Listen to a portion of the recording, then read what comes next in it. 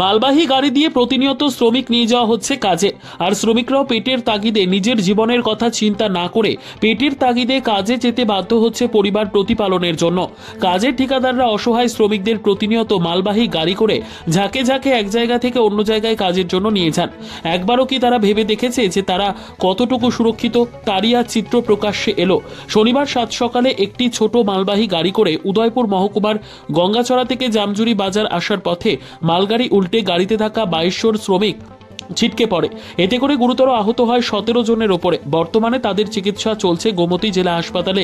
Police প্রতিনিয়ত দেখছে যে মাল গাড়িতে করে বহু শ্রমিক ঝাঁকে ঝাঁকে এক জায়গা থেকে অন্য জায়গায় কাজের জন্য নিয়ে যায়, কিন্তু কোনো আইনি পদক্ষেপ নিচ্ছে না। কি কারণে আইনি পদক্ষেপ নিচ্ছে না বা পুলিশের সামনে দিয়েও বা কিভাবে বেআইনিভাবে এভাবে শ্রমিক নিয়ে মালবাহী গাড়িতে করে যায়, সেটা এখন বড় প্রশ্ন।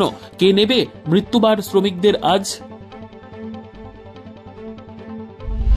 মেলাদারা কাম করি কোন জায়গায় ভাড়া ঘটনা কোন জায়গায় হয়েছে?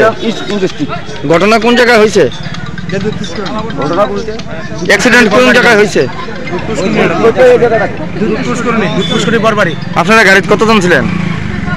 গাড়ি আচ্ছা প্রায় গনছি না, আপনি 20-25 তারা কি বেশি ব্যথা পাইছে? তারা তো বেশি ব্যথা হয়েছে। তারা এখন কই? এখন কই তারা? তারা এখন কই আছে?